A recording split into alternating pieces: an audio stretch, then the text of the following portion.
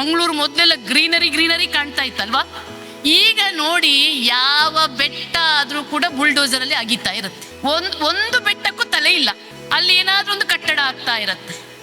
ನಾವು ನಮ್ಮ ಬೆಟ್ಟಗಳ ತಲೆ ಕಡ್ದು ಬಿಟ್ರೆ, ಈ ಸಲ ಮರಿಯಲದಲ್ಲಿ, ಈ ಸಲ ಮಳೆಗಾಲದಲ್ಲಿ ಮಳೆ ಇಲ್ಲ ನೋಡಿ, ನಿಮ್ಗೆಲ್ಲ ಅರ್ಥ ಆಗಿರ್ಬೋದು. ಈ ಸಲ ಮರಿಯಲಜ್ಜಿ, ಇದು ಮುನ್ಸೂಚನೆ, ಅರ್ಥ ಮಾಡ್ಕೊಳ್ಳಿ. ಮಂಗಳೂರು, ದಕ್ಷಿಣ ಕನ್ನಡ, ಉಡುಪಿಯಲ್ಲೇ ಮಳೆ ಇಲ್ಲ ಅಂತ ಆದ್ರೆ ಇನ್ನು ಉತ್ತರ ಕರ್ನಾಟಕ ಭಾಗದವರ ಗತಿ ಏನಾಗುತ್ತೆ ಅನ್ನೋದನ್ನ ನೀವು ಅರ್ಥ ಮಾಡ್ಕೋಬೇಕು. ನಾವು ಆಕ್ಚುಲಿ ಪ್ರಕೃತಿನ ಉಳಿಸ್ಬೇಕಿತ್ತು, ಬೆಳೆಸ್ಬೇಕಿತ್ತು. ಆದ್ರೆ ನಾವೇ ಪ್ರಕೃತಿ ಧರ್ಮವನ್ನ ಮರೆತು ಬಿಟ್ವಿ. ನಮಗೆ ಏನಿಲ್ಲ, ನಮ್ಗೆ ಕಟ್ಟಡ ಆಗ್ಬೇಕು, ಕಟ್ಟಡ ಕಟ್ಟಡ ಕಟ್ಟಡ. ಆ ಕಟ್ಟಡನ ಹಿಡ್ಕೊಂಡು ನಾವ್ ಇನ್ನೇನ್ ಮಾಡ್ತೀವಿ ನನಗಂತೂ ಗೊತ್ತಲ್ಲ. ದೇವ್ರನ್ನ ಹೇಳ್ತೀನಿ, ಈ ಕಟ್ಟಡ ನಿಮ್ಗೆ ಮಳೆ ಕೊಡಲ್ಲ, ಈ ಕಟ್ಟಡಗಳು ಖಂಡಿತ ಮಳೆ ಕೊಡಲ್ಲ.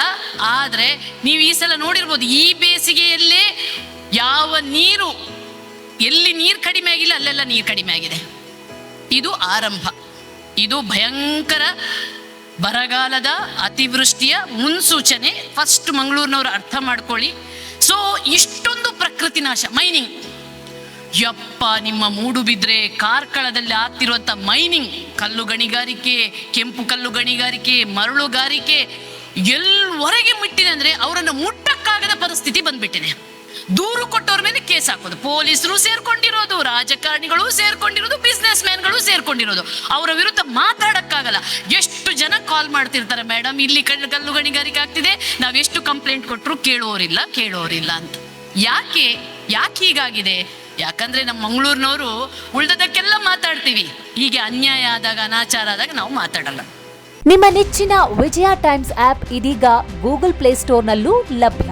ಗೂಗಲ್ ಪ್ಲೇಸ್ಟೋರಿಗೆ ಹೋಗಿ ವಿಜಯ ಟೈಮ್ಸ್ ಆಪ್ ಅಂತ ಟೈಪ್ ಮಾಡಿ ಫ್ರೀಯಾಗಿ ಡೌನ್ಲೋಡ್ ಮಾಡಿಕೊಳ್ಳಿ.